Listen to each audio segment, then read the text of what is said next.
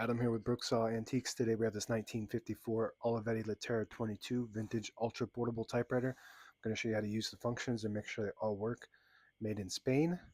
And these were also made in Italy. And this is one of the most iconic typewriters of all time. Up top are the margins. This is the left margin. I'm going to set that on 0 and the right one around 75. And these are your paper support arms that flip up from the back. This is the paper bale that sits on top. It's got 2 adjustable rollers.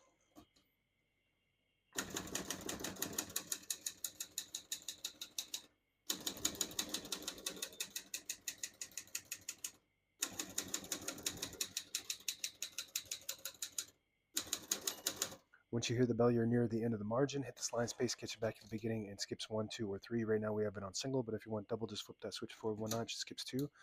1 more, it skips 3. Very smooth, very light. We're going to keep that on single for now and finish typing. As you can see, all the keys type nice and none of them skip or stick. I'll type a sentence in red on the next line, switch from black to red. There's a switch on the right side.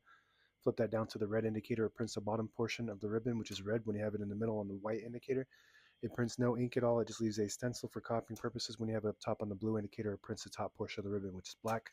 We're going to move that down for red.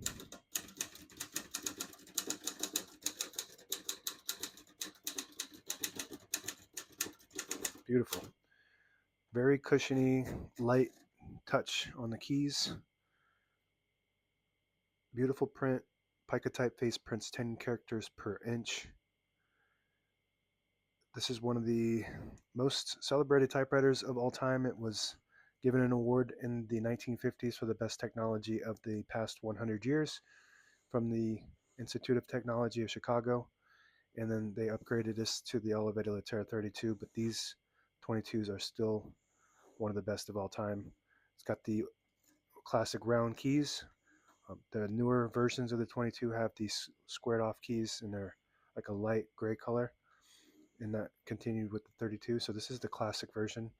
To pull a page out easy, there's a switch on the right side. Flip that forward. It unlocks the rollers underneath the platen, allowing you to pull the page out easy or load thicker paper like carbon copy or cardstock. Make sure you flip that back before you load the next page or else it won't load correctly. I'm going to flip these down for now and put the color back on black. Shift on each side and shift lock on the left. To clear that, just hit the shift button again. This blank button is not supposed to be the 1 key. That is the margin release. When you get to the end of the margin, there's a mechanism that blocks you from printing. Hit that margin release. It allows you to get past that and type all the way to the end. The 1 key on traditional typewriters are the lowercase l, and the exclamation point is the shift 8, which is the apostrophe, and then you backspace and put a period. So most typewriters are that way. The newer models sometimes would incorporate the 1, but I don't think the Olivetti Letteras ever incorporated the 1. I don't know if any Letteras or any Olivettis did. Traditionally, they just like to keep it classic on the keyboard. Backspace on the right side. Very light and smooth. And this is your tab set and clear, and this is your tab button. Right now we have tabs set on 10 space intervals, so I'm just going to clear each one of them by flipping that switch up. I'm just going to clear each one of them. So now we shouldn't have any tabs, but I always like to set one somewhere in the middle. Excuse me. By flipping the switch down, so that way when you hit the tab button, it doesn't go slamming all the way to the end, causing wear and tear in the typewriter. So up to clear, down to set, and it's the opposite on an Olivetti Lettera 32.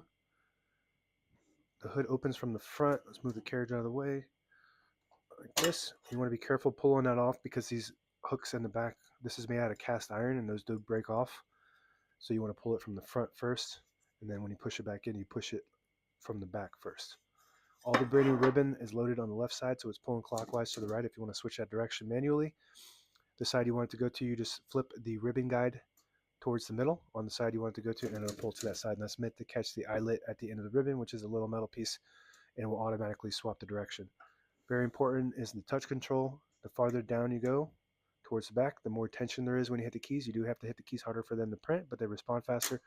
And the farther front you go, the less tension there is. There's 1, 2, 3, and 4 there to tell you what tension you're on.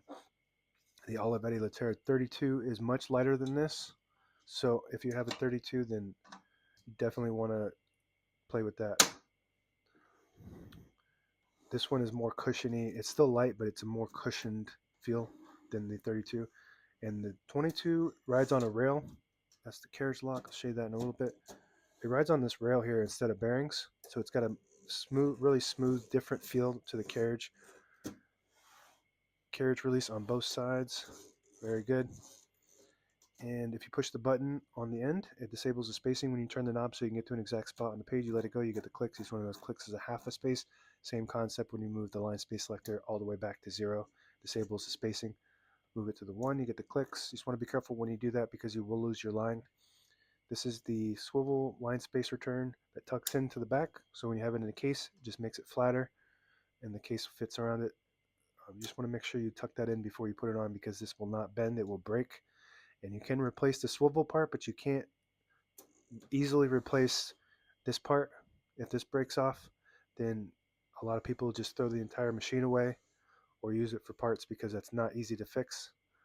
You really have to be a good technician to get that. I can replace that, but I just learned how to do it not too long ago. And this is your carriage lock. Flip it down and then move the carriage to the middle to lock it in the middle. So when you have it in the case, it doesn't bang around in there causing damage to your escapement. And that's it. Now available on eBay or Etsy. Search Brooksaw Antiques.